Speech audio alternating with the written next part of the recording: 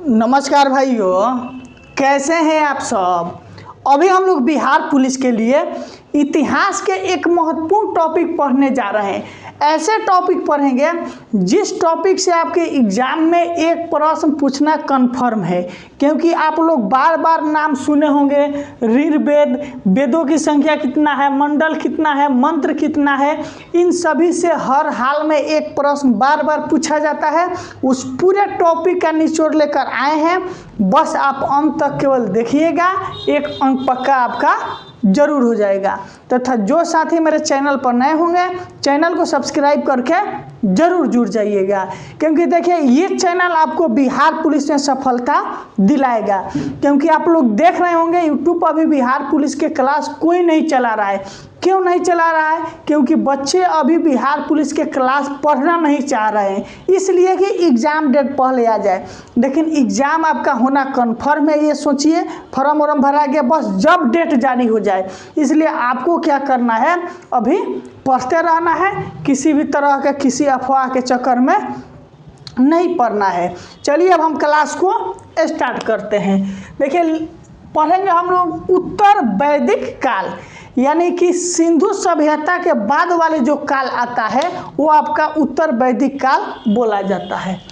ठीक, सिंधु सभ्यता के पतन, यानी जैसे ही सिंधु सभ्यता आपका समाप्त हो जाता है, एक नई संस्कृति आती है जिसे वैदिक संस्कृति बोला जाता है।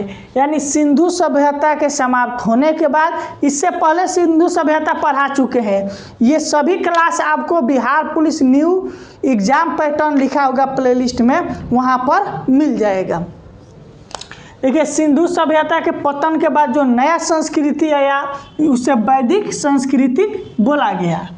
वैदिक सभ्यता के संस्थापक कौन थे?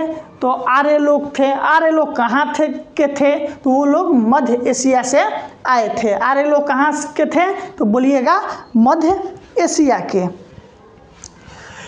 ठीक, तो वैदिक सभ्यता के संस्थापक कौन थे? तो आर्य लोग थे। अगला है कि मानव सभ्यता का प्रथम ग्रंथ कौन है? तो ऋग्वेद जो है वो मानव सभ्यता का प्रथम ग्रंथ बोला जाता है। अगर क्वेश्चन पूछे कि मानव सभ्यता का प्रथम ग्रंथ कौन है, तो बोलिएगा ऋग्वेद है। अगला है ऋग्वेद की लिपि क्या है? जैसे हम लोग पढ़ते हैं, एग्जाम आप लोग देते हैं तो उस पर नीचे ऑप्शन देता होगा, मैट्रिक का एग्जाम दीजिए या इंटर या यूनिवर्सिटी का, तो ऑप्शन आता होगा लिपि। तो लिपि हम लोग हिंदी में लिखते हैं तो उसे लिखते हैं देवनागरी। तो ठीक उसी तरह ऋग्वेद का जो लिपि था वो ब्राह्मी था, ब्राह्मी। ठीक, ऋग्वेद में कुल 10 मंडल, ये याद रखिएगा, बहुत महत्वपूर्ण है। ऋग्वेद में टोटल कितने मंडल थे? तो 10 और 1028 यानी 1028 मंत्र है। ऋग्वेद के तीसरे मंडल गायत्री मंत्र के रचयिता विश्वामित्र थे। यानी जो गायत्री मंत्र के नाम सुने होंगे, अगर पूछे कि उसका रचयिता कौन है तो विश्वामित्र थे। ऋग्वेद के तीसरे मंडल में इसके बारे में बताया गया है। टोटल 10 मंडल है। अगला है ऋग्वेद का 9वां मंडल सोम देवता को समर्पित है। क्वेश्चन आपसे पूछेगा कि ऋग्वेद का 9वां मंडल किसको समर्पित है, तो बोलिएगा कि सोम देवता को समर्पित है। अगला है भारतीय संस्कृति की उत्पत्ति कहाँ से होती है? सामवेद से हुई। भारतीय संस्कृति यानी कल्चर जो हम लोग का है, इसकी उत्पत्ति कहाँ से होती है? तो सामवेद से होती है। अगला है अथर्ववेद। अथर्ववेद में शैतान, ठीक, बीमारी दूर करने का मंत्र का उल्लेख है। शैतान का अर्थ हो गया यानी जादू टोना, और बीमारी दूर करने के मंत्र का जो उल्लेख है वो अथर्ववेद में किया गया है। अगला है उपनिषद बोलिए या वेदांत बोलिए, वेदांग नहीं, वेदांत बोलिए। इसकी संख्या आपका कितना है? तो 108 है। उपनिषद या वेदांत की संख्या कितना है? तो बोलिएगा कि 108 है। अगला है उपनिषद की रचना साहित्य संस्कृत भाषा में हुआ। वो जितने भी आप उपनिषद है यानी 108 उपनिषदों की रचना जो होती है वो साहित्य संस्कृत भाषा में की जाती है। पूछेगा कि उपनिषद की रचना किस भाषा में किया जाता है, तो बोलिएगा कि साहित्य भाषा में किया जाता है। अगला है सत्यमेव जयते कहाँ से लिया गया, मुंडको उपनिषद से लिया गया। ये बार बार पूछा जाता है कि सत्यमेव जयते कहाँ से लिया गया, तो बोलिएगा मुंडको उपनिषद से। अगला है कि वेदांगों की संख्या कितनी है, तो बोलिएगा वेदांगों की संख्या 6 है। अगर वेदांतों या उपनिषद पूछे तो बोलिएगा 108 है। अगला है कि आर्यों का सबसे प्रमुख नदी कौन है, तो बोलिएगा सिंधु। आर्यों का सबसे प्रमुख नदी तो बोलिएगा सिंधु नदी था। ऋग वैदिक काल में आर्यों का मुख्य व्यवसाय क्या था, तो पशुपालन था। क्वेश्चन पूछे कि ऋग वैदिक काल में आर्यों का प्रमुख व्यवसाय क्या था, तो बोलिएगा कि पशुपालन था। ऋग वैदिक आर्यों की भाषा क्या थी, तो उनका भाषा संस्कृत थी। अगर वही लिपि पूछे तो ब्राह्मी थी। ठीक, अगर भाषा संस्कृत, लिपि ब्राह्मी।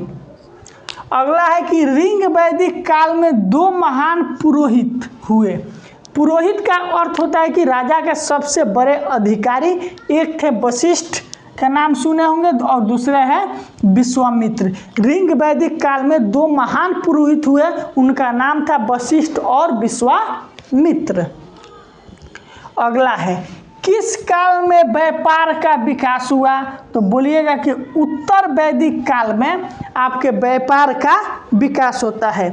किस काल में व्यापार का विकास हुआ, तो बोलिएगा कि उत्तर वैदिक काल में आपका व्यापार का विकास किया जाता है। ठीक, वैदिक काल में अघन्या का अर्थ क्या होता है, अघन्या किसको बोला जाता है, तो गाय को अघन्या बोला जाता है। यानी उसी वैदिक काल में ही बोला गया है कि गाय को नहीं मारा जाना चाहिए। अगला है वैदिक आर्यों का प्रमुख भोजन क्या है, तो जौ चावल गेहूँ। कहीं पर गेहूँ चावल दिया होगा, कहीं पर गेहूँ चावल जौ दिया है, तो आपका जौ चावल गेहूँ जो लिखा गया है वही आंसर होगा। ये था आपका उत्तर वैदिक काल का महत्वपूर्ण प्रश्न। यहाँ से एक प्रश्न आपके एग्जाम में पूछे जाने की बहुत ज़्यादा संभावना रहती है, इसलिए इन सभी क्वेश्चनों को एक साथ क्लियर करा दिए। अगर आप चाहते हैं कि स्क्रीनशॉट लेना तो आप सभी से स्क्रीनशॉट ले लीजिए, क्योंकि ये महत्वपूर्ण प्रश्न आपको एक जगह पर कहीं नहीं मिल सकता है, क्योंकि ये सब क्वेश्चंस का कलेक्शन करना आसान बात नहीं होता है। अगर और भी किसी भी तरह का प्रश्न है तो आप कमेंट करके पूछ सकते हैं। ये क्लास अभी आपका सोमवार, बुधवार, शुक्रवार कंटिन्यू रूप से चल रहा है। बहुत बहुत धन्यवाद।